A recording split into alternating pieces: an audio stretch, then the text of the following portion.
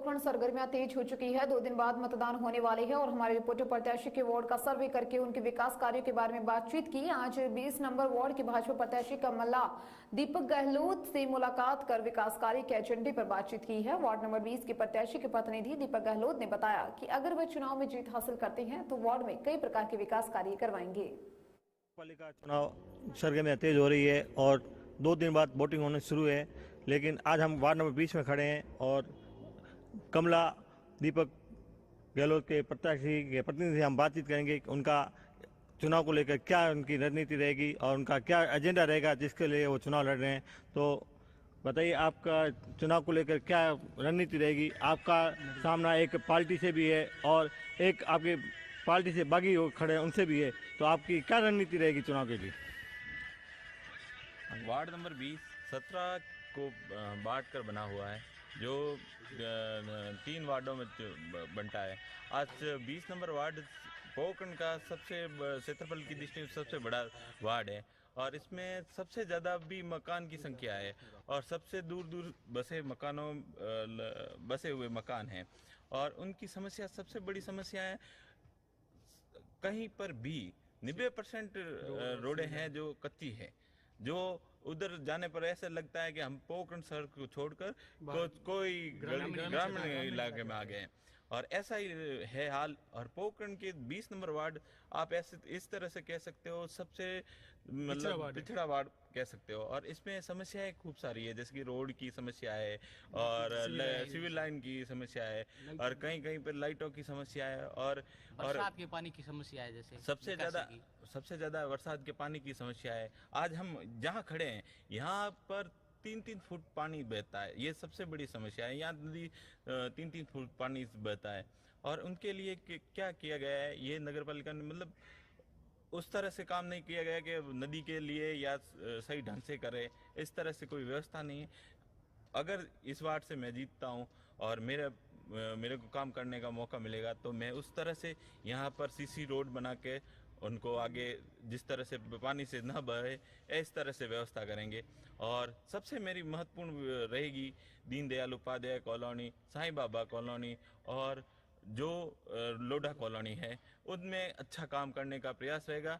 और रही आप कह रहे हो कि बागी होके बने हैं, बागी होके बीजेपी से बागी होकर कोई नहीं बना है। एक व्यक्ति विशेष के प्रत्याशियों ने बगावत की है, ओनली फॉर एक व्यक्ति विशेष के प्रत्याशियों ने बगावत की। उससे डरने की कोई जरूरत नहीं है, क्योंकि पार्टी ने सोच समझकर उनको अलग किया है, किसी कारण से सोच समझ कर अलग किया है, तो उनसे समस्या कुछ नहीं है, क्योंकि उनका कार्यकाल 5 साल देख चुकी है जनता, पोखरण की जनता देख चुकी है। उनको कोई उनसे खतरे का या अंदाजा पूरे पोखरण में नहीं है। मैं यहाँ पर 20 नंबर वार्ड से ये कहता हूँ, दावा देता हूँ, उनसे कोई समस्या नहीं है पोखरण में।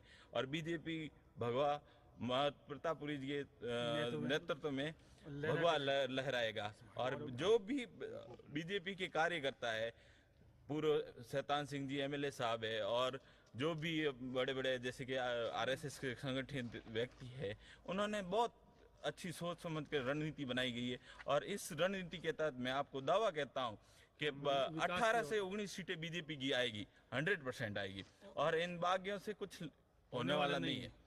जैसे आप कह रहे हैं कि प्रतापपुर जी महाराज का आशीर्वाद आपकी पार्टी के साथ आपके ऊपर है और देखा जा रहा है कि आपकी वार्ड के अंदर निर्दलीय प्रत्याशी है, वो भी कह रहे हैं कि प्रतापपुर जी का हाथ हमारे ऊपर, आशीर्वाद हमारे ऊपर है। तो ये किस प्रकार की रणनीति ये है? क्यों आपको मैं बता देता हूँ कि ये वार्ड है ना, 20 नंबर वार्ड, जो बीजेपी का गढ़ है। बीजेपी के सब यहाँ पर 27 जातियों के वोटर रहते हैं, 27 जातियों के एक पोखरण का यही वार्ड है जिसमें सबसे ज्यादा जातियों के वोटर हैं। और वो उनकी झुकावट क्या है बीजेपी की ओर, जैसे कि सुथार समाज है, सोनी समाज है, ये कट्टर विचारधारा के बीजेपी के, माली समाज है, एक वैष्णव समाज है और सब है, प्रजापत समाज है, सब वोटर हैं वो बीजेपी वार्ड के हैं और भील समाज के हैं, बीजेपी के वोटर हैं। और उनको देखते हुए लोग इस तरह से माहौल बना रहे हैं कि बाप जी ये है, बाप जी हमारे साथ है, वो है। बाप जी सबके साथ है। बाप जी ये नहीं कहते कि हम आप पार्टी के विरोध जाते हो, हम उनके साथ हैं। बाप जी का एक ही मकसद है पोखरण में बीजेपी पार्टी का ही अध्यक्ष बने। उनके लिए उन्होंने जो जिस तरह से डिवाइड किया है वो सही है।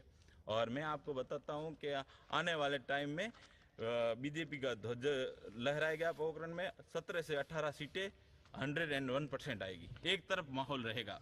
आपके वार्ड के अंदर शिक्षा क्षेत्र के अंदर कई जो केंद्र खुले हैं, जैसे कन्या महाविद्यालय है, प्राथमिक से लेकर कन्या महाविद्यालय तक आपके क्षेत्र में खुला है, उसके लिए आपने क्या विचारधारा रखी है? आपने देखो यहाँ पे मैं यहाँ से आपको बता देता हूँ कि यहाँ पहली क्लास से लेकर ग्रेजुएशन तक और आप शिक्षक डिग्री ले सकते हो।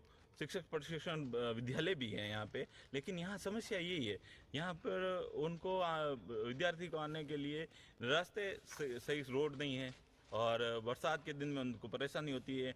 और वो चीज़ें हम इस महत्वपूर्ण भूमिका में निभाएंगे और अच्छा कार्य करेंगे और जिससे बच्चों के आने जाने में पढ़ाई में कोई दिक्कत नहीं हो। तो बताता हूँ कि आने वाले टाइम में बीजेपी का ध्वज लहराएगा। पोखरण में 17 से 18 सीटें 101% आएगी। एक तरफ माहौल रहेगा। आपके वार्ड के अंदर शिक्षा क्षेत्र के अंदर कई जो केंद्र खुले हैं, जैसे कन्या महाविद्यालय है, प्राथमिक से लेकर कन्या महाविद्यालय तक आपके क्षेत्र में खुला है, उसके लिए आपने क्या विचारधारा रखी है? आपने देखो यहाँ पे मैं यहाँ से आपको बता देता हूँ कि यहाँ पहली क्लास से लेकर ग्रेजुएशन तक और आप शिक्षक डिग्री ले सकते हो। शिक्षक प्रशिक्षण विद्यालय भी है यहाँ पे। लेकिन यहाँ समस्या यही है, यहाँ पर उनको विद्यार्थी को आने के लिए रास्ते सही रोड नहीं है और बरसात के दिन में उनको परेशानी होती है।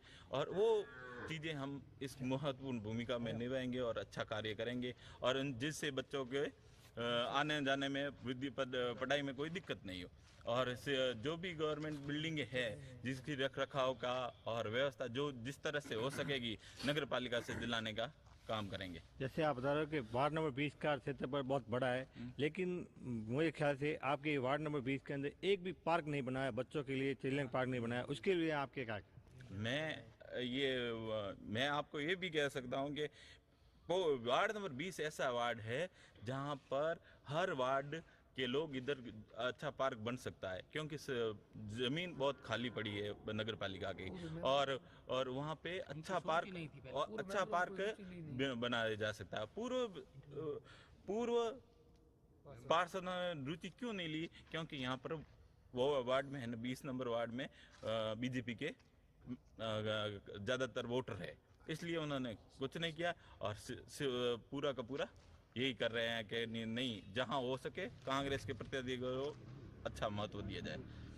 देखा जाता है यहाँ पर आके सुबह और शाम वॉकिंग के लिए लोग यहाँ अपने आप फरसन चौराहा से लेकर और हिंगलाज माता मंदिर तक वॉकिंग करते हैं, लेकिन उनकी वॉकिंग के लिए कोई एक पार्क नहीं है, नहीं है उनके लिए कोई मार्ग नहीं है, तो उसके लिए आपने क्या विचार किया है?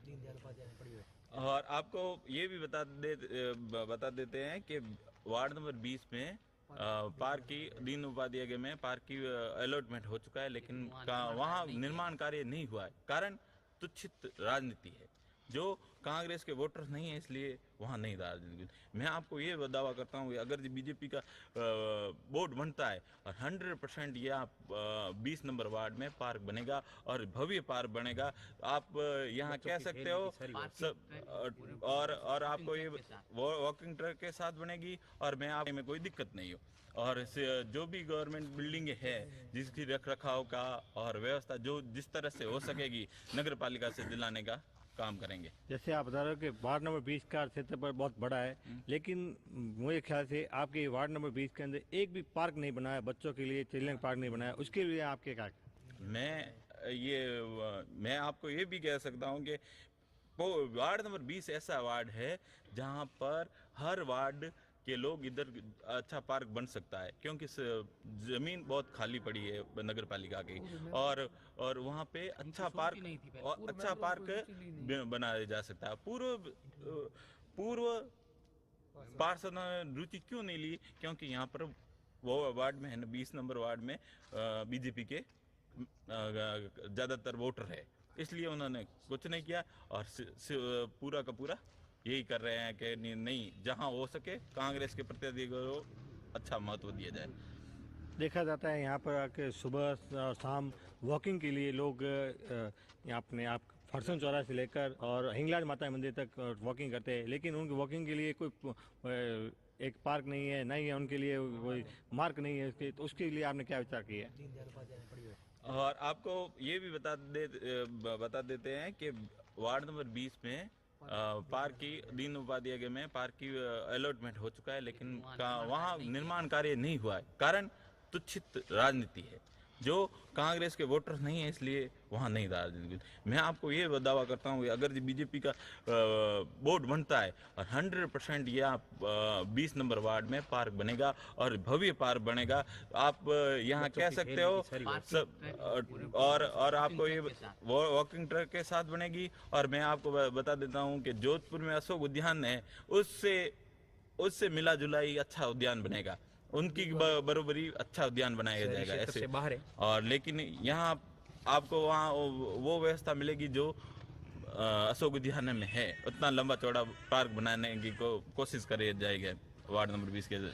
जैसे कि हमारे प्रत्याशी के प्रतिनिधि ने बताया कि हम हर प्रकार से वार्ड वासियों की सहायता करेंगे, हर प्रकार से हर समय उनके साथ कंधे से कंधा मिलाकर खड़े रहेंगे, और जो भी शिक्षा के क्षेत्र में है, पार्किंग के क्षेत्र में है, या वार्ड की जो भी समस्या है, वो उनके साथ कंधे से कंधा मिलाकर